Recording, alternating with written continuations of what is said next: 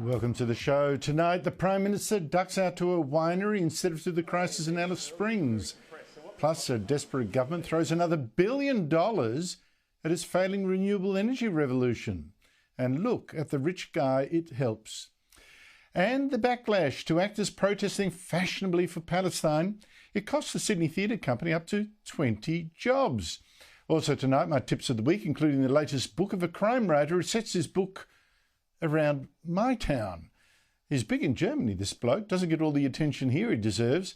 And my whiskey today comes from just up the road as well. And it's all because the bloke who makes it once entered a competition to say in 25 words or less why he'd want to go to Scotland. And look now, from little bits of luck, your world can change. But first, is it time for his haters to apologise to Tony Abbott? For decades now, we have been doing exactly the wrong thing with Aboriginal policy. Completely the wrong thing because of a disastrous leftist ideology. And the violence in Alice Springs this week is the proof of it. I mean, never in my life have I seen this kind of lawlessness, this total breakdown of order in some Aboriginal communities. The menace that the Police Commission today said his police in the Alice had to deal with on Tuesday. Policing is a very dangerous job, and they were put at threat when they attended that job at Hidden Valley. There was numerous people there, over 150 people, lots of weapons, axes, machetes, knives. I mean, all those tens of billions of dollars we spend on Aboriginal Australians every year on this whole Aboriginal industry, and this is what we get in Alice Springs, for instance? Liberal Senator Kerryn Liddell, who was born there, was asking almost all the right questions today. So I asked the question when I looked at that vision, where are the services that were gifted to do their work, the hundreds of millions of dollars that went into Central Australia? Where was the intelligence that told them that there were issues brewing in those town camps? Where was the people who are supposed to be running buses to get people home? Where are the youth services that were supposed to be keeping an eye on these kids? It just seems that the intelligence that informed what was brewing here was absent. But the one question she didn't ask there is, where were the parents of these children? But yes, that spending, it does seem that the more we spend, the worse it gets in some places. The children, we've never had to rescue and remove so many Aboriginal children ever. Despite all the propaganda about the so-called stolen generations, more than 22,000 Aboriginal children now live in out-of-home care.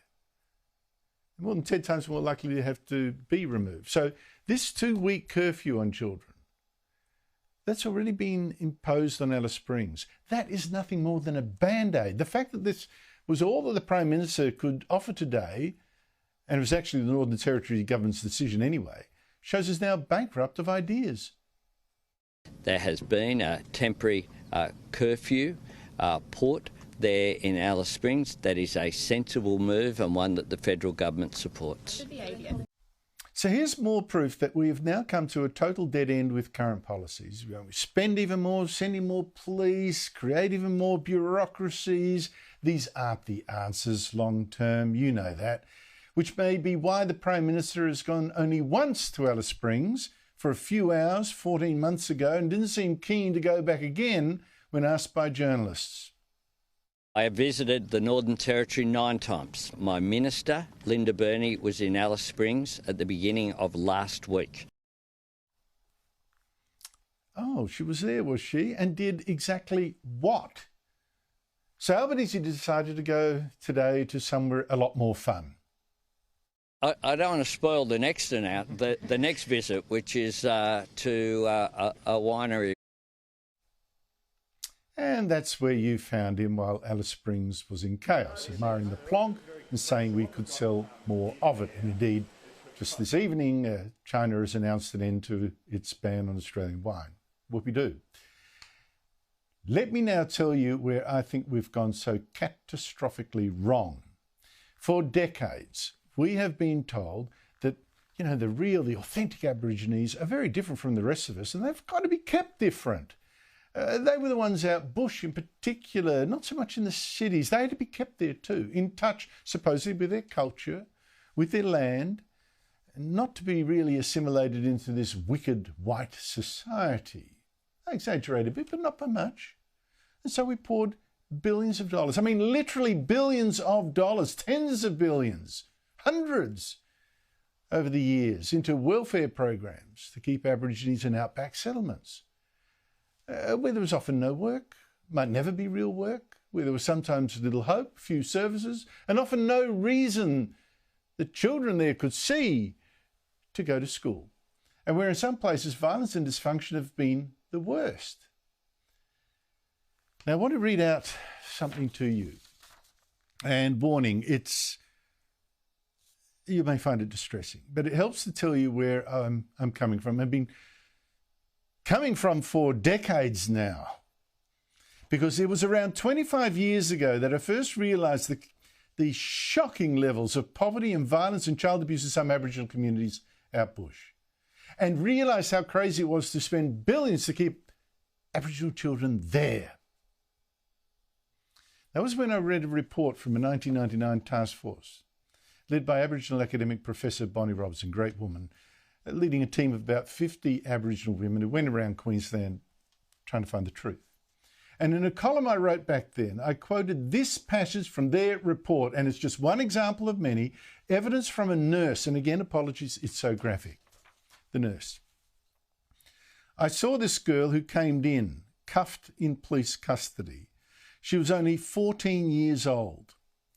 She was charged with shoplifting in town. Her mother was called and, through the discussion, disclosed that she was concerned her daughter had the pox. She was brought inside the sexual health services for checkup. I have never seen a girl so... I can't actually tell you the words. They're just too graphic. Let's just say she had severe internal injuries. She goes on, this nurse. She screamed all the way through the consultation. Turns out she'd been sexually assaulted since the age of 3. She's the first person I've ever seen where I thought, there is no hope for you. Now, in one of the towns that Bonnie Robertson's task force visited, 17 young Aborigines had killed themselves in 1 year. 3 children died of neglect. Let me tell you one more thing. The Aboriginal Torres Strait Islander Commission back then, the version then of The Voice, later scrapped, abolished. All it could come up with to fight domestic violence after hearing this report was $1 million. One. In the meantime, it spent $12 million a year just on conferences and $15 million a year on PR, on communications. And that's how it's always been. The Aboriginal industry finds it much easier, more lucrative to attack white society. Oh, it's your fault, you owe, you pay us, reparation, whatever. I mean, I know there are many honourable exceptions. Generalising.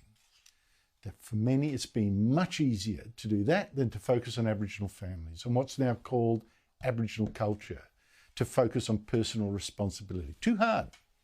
Too likely to get you called racist.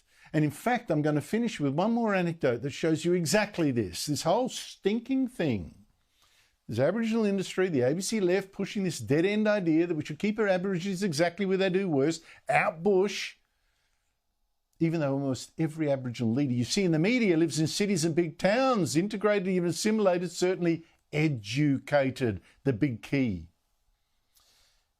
In 2015, Prime Minister Tony Abbott, who spent a lot of his free time in the past volunteering in Aboriginal communities, said enough. We could not keep funding the welfare ghettos which exist in some places out bush. Fine, by all means live in a remote location, but there's a limit to what you can expect the state to do for you if you want to live there. What we can't do is endlessly subsidise lifestyle choices if those lifestyle choices are not conducive to the kind of full participation in Australian society that everyone should have. But listen to the horror from an ABC interview when Abbott said it again, we can't keep them out where there is no work. Her reaction was so typical of the left. And if people choose to live miles away from where there's a school, if people choose not to access School of the Air and the other services that are available for people in very, very remote locations, if people choose to live where there's no jobs, obviously it's very, very difficult to close the gap because but are you education... penalising people for living in remote areas there? Isn't that something you should encourage to get people out of the cities? Seriously, we've got to get Aborigines out of the cities where many have done so well. Now, for raising this issue, Tony Abbott was branded a racist, including by the Greens and by United Nations rapporteur, while leaders of the Aboriginal industry, people who later led the Voice campaign, by the way, lined up to smash Abbott.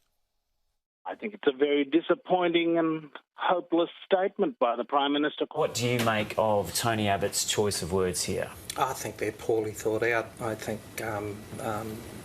they will cause offence in the Aboriginal and Torres Strait Islander community.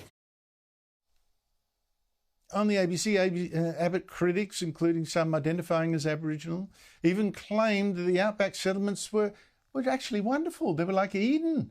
And people backing Abbott on this were just dumb.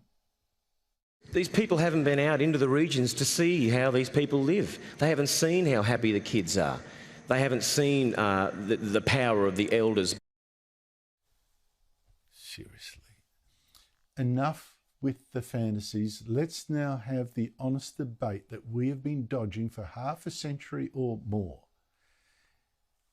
Is it now time to fund integration instead? Not Aboriginal separatism out there, integration.